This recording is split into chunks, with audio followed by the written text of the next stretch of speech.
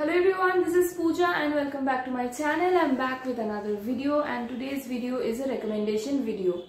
আজকে আমি কয়েকটা ছবি নিয়ে কথা বলবো যেগুলো আমি নেটফ্লিক্সে দেখেছি আর কিছু ছবি আমার দেখে মনে হয়েছে যে ইট ওয়াজ ওয়ার্থ আ ওয়াচ আর কিছু ছবি দেখে মনে হয়েছে যে না দেখলেও চলতো।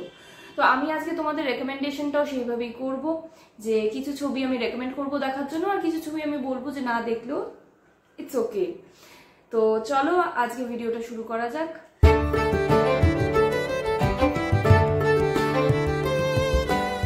প্রথম যে ছবিটা আমি তোমাদের রেকমেন্ড করব দেখার জন্য সেই ছবিটা হচ্ছে ভক্ষক। ভক্ষক ছবিটা আমার ভালো লেগেছে কারণ আমার দেখে মনে হয়েছে যে যেইভাবে এই ছবিটা সিস্টেমের ওপর, পলিটিক্সের ওপর, পুরো বিষয়টাকে নিয়ে, হিউম্যান ট্রাফিকিংকে নিয়ে অ্যাড্রেস করে যেভাবে ছবিটাকে বানানো হয়েছে অত্যন্ত র লেগেছে আমার এবং অত্যন্ত খুব ইম্প্যাক্টফুল লেগেছে ছবিটা।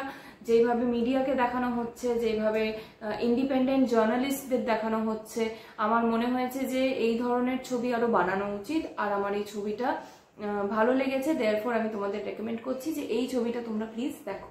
সেকেন্ড যে ছবিটা আমি তোমাদের বলবো যে না দেখলেও চলবে সেটা হচ্ছে ডানকি।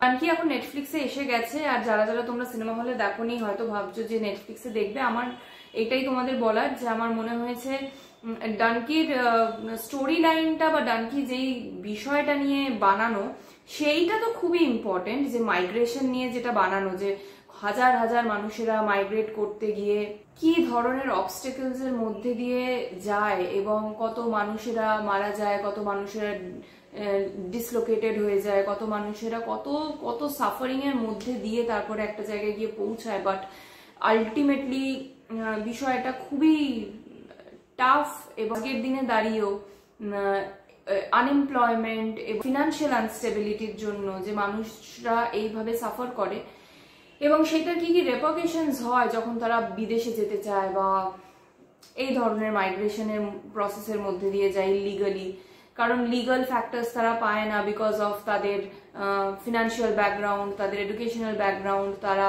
টাকা দিতে পারছে না, তাদের কাছে এমপ্লয়মেন্ট নেই, ডিগ্রিজ নেই। তো হ্যাঁ, আমার মনে হয়েছে যে এটা খুবই একটা ইম্পর্টেন্ট ইস্যু কিন্তু, যে গরিবদের জন্য বা যারা হচ্ছে গিয়ে খুব ফিনান্সিয়ালি স্টেবল নয় সেই পুরো ক্লাসটাকে যেই ধরনের ডিসক্রিমিনেশন এবং স্ট্রাগলস ফেস করতে হয় সেইটা নিয়ে তো অবভিয়াসলি আমার মনে হয়েছে যে ডানকি টপিকটা খুবই ভালো, কিন্তু সামহাউ আমার মনে হয়েছে যে ছবিটা হয়তো বানাতে পারেনি প্রপারলি, ছবিটার ফ্লোটা ভেঙে গেছে কোথাও একটা, ছবিটা যেই জিনিসটার উপর এমফাসাইজ করতে চেয়েছে সেইটাতে সেইভাবে খুব সিরিয়াসলি এমফাসাইজ করতে পারেনি। তো আমার মনে হয় যে ডানকি না দেখে যদি তোমরা, আমার মনে হয় যে আমার প্রিভিয়াস রেকমেন্ডেশন বা ওপিনিয়ন ভিডিওতে দ্য সুইমার্স আছে, তো আমার মনে হয় ডানকি না দেখে বরঞ্চ তো যদি মাইগ্রেশনের এই স্ট্রাগলস এবং মাইগ্রেশনের মধ্যে দিয়ে মানুষকে কি ফেস করতে হয় সেটা তুমি জানতেই চাও তাহলে তুমি দ্য সুইমার্স দেখো। বা আরেকটা ছবি আছে নেটফ্লিক্সে যেটার নাম নোওয়্যার।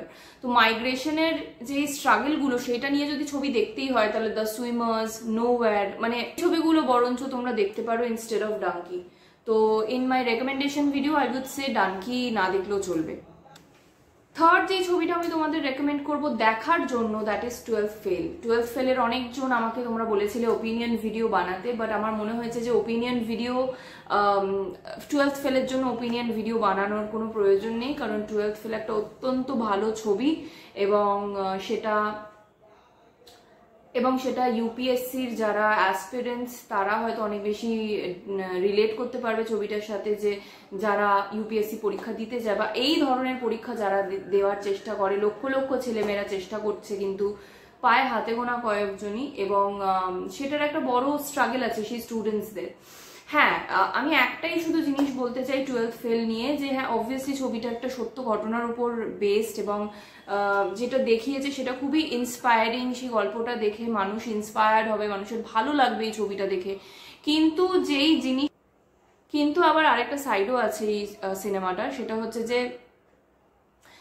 যেইভাবে আমরা ইন্সপায়ার্ড হচ্ছি একটা পজিটিভ গল্পের থ্রু, আবার আরেকদিকে এটাও সত্যি যে এরকম লক্ষ লক্ষ ছেলেমেয়েরা আছে যারা ইউপিএসসি পরীক্ষা বছরের পর বছর দিচ্ছে এবং তারা ক্র্যাক করতে পারছে না, এবং যারা এসসি এসটি ওবিসি যারা হচ্ছে গিয়ে এই ক্যাটাগরির ছেলেমেয়েরা পরীক্ষা দেয় তারা কিন্তু অনেক বেশি, তাদের জন্য এটা ডিফিকাল্ট, কারণ তাদের বেসটা কিন্তু অনেক বেশি উইক। সেটা তাদের ফল্ট না, কিন্তু তাদের সেটার মধ্যে দিয়ে যেতে হয় এবং তাদের গল্প, তাদের জীবনগুলো কিন্তু অনেক বেশি কঠিন। তো সেটা তো that's something very different but very important.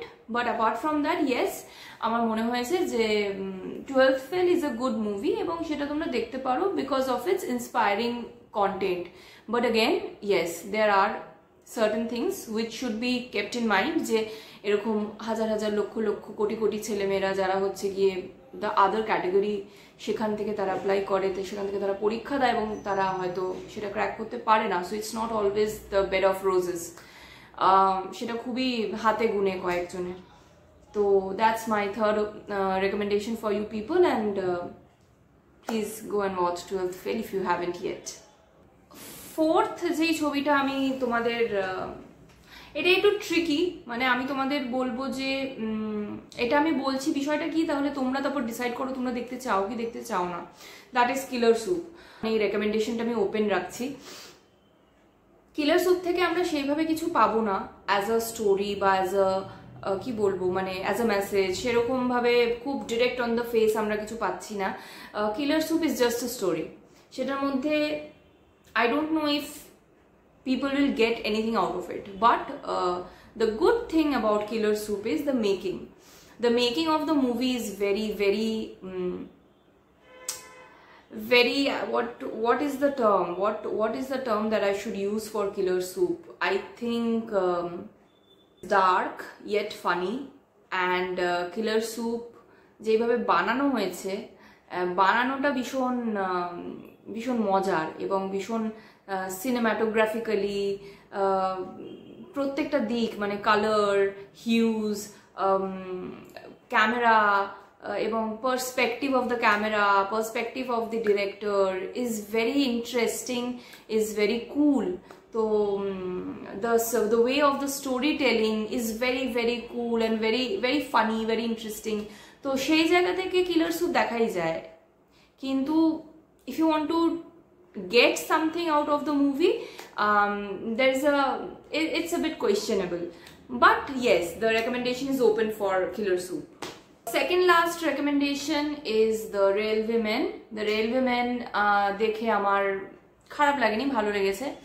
আমার মনে হয়েছে যে যেইভাবে রেলওয়েমেনদের কন্ট্রিবিউশন এই সিনেমাটার মধ্যে দেখানো হয়েছে through the Bhopal gas tragedy, সেইটা আমার গুরুত্বপূর্ণ লেগেছে এবং সেইটা আমার ভালো লেগেছে দেখে। তো রেলওয়েমেনের রেকমেন্ডেশনটা আমি বলবো যে হ্যাঁ দেখো, দেখতে পারো, তোমাদের ভালো লাগতে পারে। কারণ এখানে একদমই সেপারেটলি যারা রেলওয়েতে যারা ছিলেন তারা ভোপাল গ্যাস ট্র্যাজেডির সময় কিভাবে সেই সময়টাতে নিজেদের সবটা দিয়ে কাজ করেছে, সেইটা নিয়ে ছবিটা। আমার এই ছবিটা ভালো লেগেছে, আমি বলবো তোমরাও এই ছবিটা দেখো। And the last recommendation of today's video has to be The Society of the Snow. এই ছবিটার গল্পটা is based on a true incident, and secondly এই ছবিটা যেইভাবে বানানো হয়েছে, এটা এতটা কনভিনসিংলি বানানো হয়েছে, মানে এটা একটা অসাধারণ এক্সপিরিয়েন্স হবে যখন তোমরা দেখবে। কারণ এইটার বানানোটা এত কনভিনসিং, এত মনে হচ্ছে যে মানে সত্যিটাকে যেইভাবে দেখানো হয়েছে দ্যাট ইজ ভেরি, মানে মানুষ রিলেট করতে পারবে যে ঘটনাটা এরকমই ঘটে। মানে টাফটাকে টাফই দেখিয়েছে, ডিফিকাল্টটাকে ডিফিকাল্ট দেখিয়েছে। এখানে কোনো কিছু হিরোইক নেই, এখানে কোনো কিছু আউট অফ দ্য ওয়ার্ল্ড নেই। এখানে একদম যেটা যেরকম সেটা সেরকম হিসেবেই দেখানোর চেষ্টা করা হয়েছে এবং আমার মনে হয়েছে যে টু সাম এক্সটেন্ট এটা রাদার অনেক বেশি কনভিন্সিং। তো আজকের রেকমেন্ডেশন ভিডিও এই অবধি। আমার যেটা মনে হয়েছে যে ইজ ওয়ার্থ আ ওয়াচ আমি তোমাদের বললাম, এবং কিছু ওপেন রেকমেন্ডেশনস রাখলাম, কিছু বললাম যে নট ওয়ার্থ। তো তোমরা দেখো, আর যদি তোমরা অলরেডি দেখে থাকো তাহলে আমাকে জানিও যে আমার রেকমেন্ডেশন ভিডিওর সাথে তোমরা একমত কিনা। And yeah, that's it. আজকের ভিডিওটা এই অবধি। যদি আমার এই ভিডিও তোমাদের ভালো লেগে থাকে তাহলে like, share and subscribe to my channel, and I will be back very soon with another video. Till then, take care and tata.